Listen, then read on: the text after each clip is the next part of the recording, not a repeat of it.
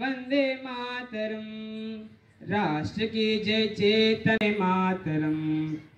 दिव्य जोहा ज्वाल का है तेज वंदे मातरम। वीरों के बलिदान का हुंकार वंदे मातरम। वीरों के बलिदान का हुंकार वंदे मातरम। राष्ट्रभक्ति प्रेरणा का गान वंदे मातरम।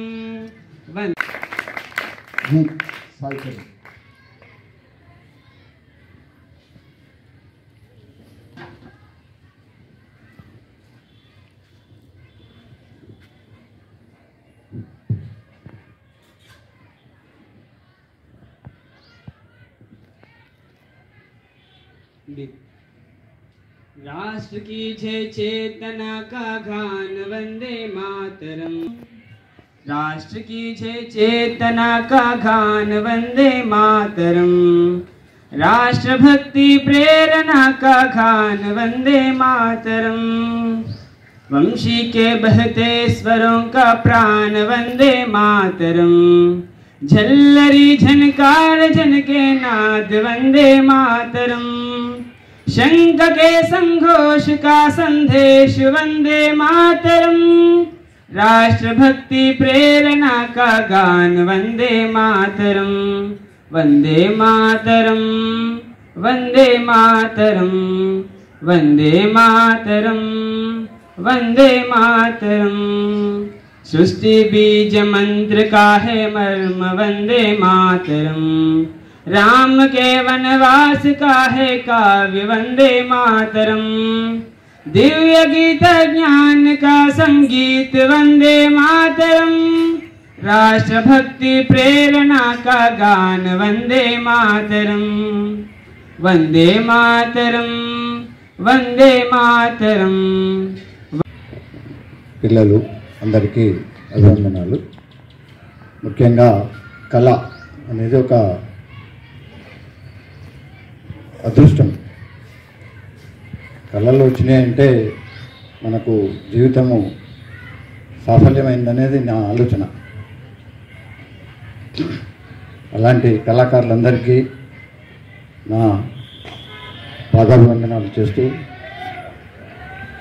మీ అందరి పిల్లలకు ఇచ్చిన ఆశీర్వాదము ఉపయోగించుకుంటామని సమన్వయంగా తెలియజేస్తూ ఈ కార్యక్రమానికి పిలవగానే మీరందరూ రావడము సుమాంజలు చిన్నారులకి నా శుభాశీస్సులు. చాలా అందరం అనుభవించింది. ఎంత మంత్రముగ్ధులం అయిపోయినామంటే నేను కూడా చాలాసార్లు మేము ఈ ఘోష్ వాదనలు వింటుంటాము.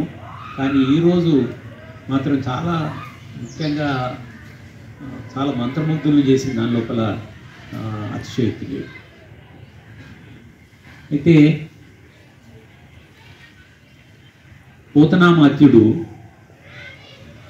భక్తి ఎన్ని రకాలు అని చెప్పి అన్నప్పుడు ఆయన నవవిధ భక్తులు అని చెప్పాడు. భక్తి అంటే శ్రవణం, కీర్తనం, స్మరణం,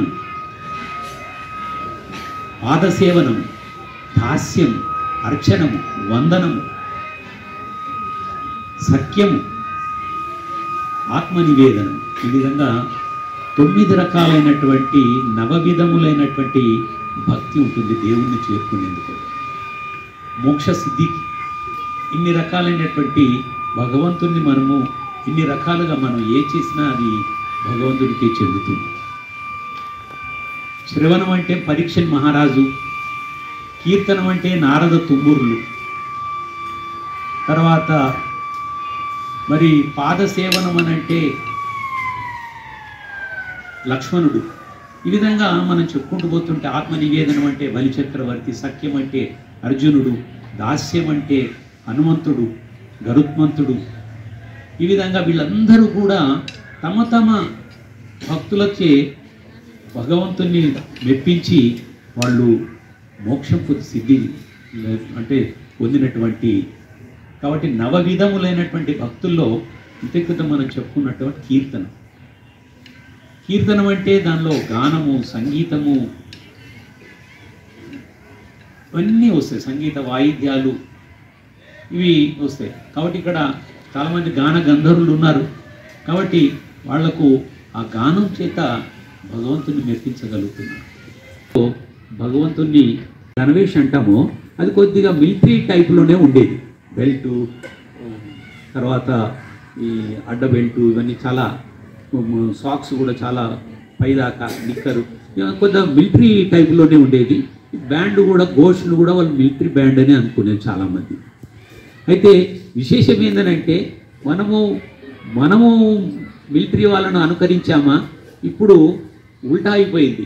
ఇప్పుడు మనల్నే అనుకరిస్తున్నారు వాళ్ళు. విశేషం ఏంటంటే వాళ్ళు మన రచనలు తీసుకొని వాళ్ళు ఇప్పుడు సైన్యం లోపల వాయిస్తున్నారు. అది మనం చెప్పుకోవాల్సినటువంటి మన విషయం. మొదట్లో మనం వాళ్ళని అనుకరించామేమో, కానీ మన లోపల ఉన్నటువంటి ప్రతిభ ఆధారంగా ఇవాళ అనేక రచనలు, ఇవాళ మనం భాగ్యనగర్ లోపల మొన్ననే స్వరఝరి అని ఒక కార్యక్రమం జరిగింది. అంతకంటే ముందు సిద్దిపేట పొన్నాల లోపల అక్కడ స్వరార్చన అనేటువంటి కార్యక్రమం జరిగింది. 900 మంది వాదకులతోని కార్యక్రమాలు జరిగినాయి. మన స్వరఝరి అనేటువంటిది ఒక 80 మంది మాత్రమే, నగరంలో ఉన్నటువంటి వాళ్ళు, బాగా ప్రావీణ్యత పొందినటువంటి వాళ్ళు అనేక రకాలైనటువంటి రచనలు చూపించారు. అంతకంటే ముందు మనము ఘోష్ తరంగిణి అని చెప్పి, ఘోష్ తరంగ్ అని చెప్పి చాలా పెద్ద ఎత్తున చేశాము. దానికి దర్శకరత్న విశ్వనాథ్ గారు, తర్వాత మరి వారు రచయిత కవి సిరివెన్నెల సీతారామ శాస్త్రి గారు, వీళ్ళందరూ చాలా నిజాం కాలేజీ గ్రౌండ్ లోపల ఒక 1000 మంది వాదకులతోని చాలా పెద్ద కార్యక్రమం. ఇక్కడ వీళ్ళందరూ స్థిరస్థితిలో చేశారు, కానీ దీనికి పథ సంచలనం ఉంటుంది. వీళ్ళు కూడా పథ సంచలనం చేసుకుంటూ, అంటే రూట్ మార్చ్ చేసుకుంటూ ఇవన్నీ వాయించాలి. దానిలో మరి అక్కడ కూడా ఏమాత్రం కూడా మరి అక్కడ అనుశాసనం, క్రమశిక్షణ తప్పేందుకు వీలు లేదు. కాబట్టి చాలా కత్తి మీద సాము లాంటిదే ఆ సమయంలో ఈ పథ సంచలనం లోపల. అటు అంటే మనము ఏదో శోభయాత్రలాగా కాకుండా అది రూట్ మార్చ్ అంటే చాలా చాలా పక్కాగా ఉంటుంది అది. అటువంటిది ఎన్ని నిమిషాలకి మనము ఎక్కడికి చేరుకుంటాము, అక్కడ నుండి ఎన్ని సెకండ్లకు ఇంకొక చోటికి చేరుకుంటాం, అదంతా భాగ్యనగర్ లోపల 7-15 నిమిషాలకి ఇక్కడ ఉంటారంటే 7-15 నిమిషాలకు అక్కడికి వచ్చేస్తుంది. అదృష్టవంతుడు. కాబట్టి ఈ సంగీతం అనేటువంటిది చాలా ముఖ్యమైనది. అది భగవంతుని చేరుకునేందుకు కొరకు మార్గం చూపించేటువంటి. కాబట్టి చిన్నపిల్లవాళ్లకు మనము పైనుంచి వెళ్ళిపోతున్నటువంటి విమానం చూపిస్తే వాళ్లకు ఒక చిన్న పక్షిలో కనబడుతుంటుంది, చిన్న పక్షి అనుకుంటారు వాళ్ళు. అదే చిన్నపిల్లల్ని మనము ఎయిర్పోర్ట్కే తీసుకెళ్ళి, ఇదిరా మనం పైనుంచి వెళ్ళి చూసినటువంటి పక్షిలాగా ఎగిరిపోతుందే, అటువంటిది ఈ అని ఎయిర్పోర్ట్లో మనం చూపిస్తే ఆ విమానం ఎంతో సైజు ఉంటుంది, చాలా పెద్ద సైజు ఉంటుంది. కాబట్టి ఎంత దగ్గరగా వెళ్తే అంత విశ్వరూపం కనబడుతుంది.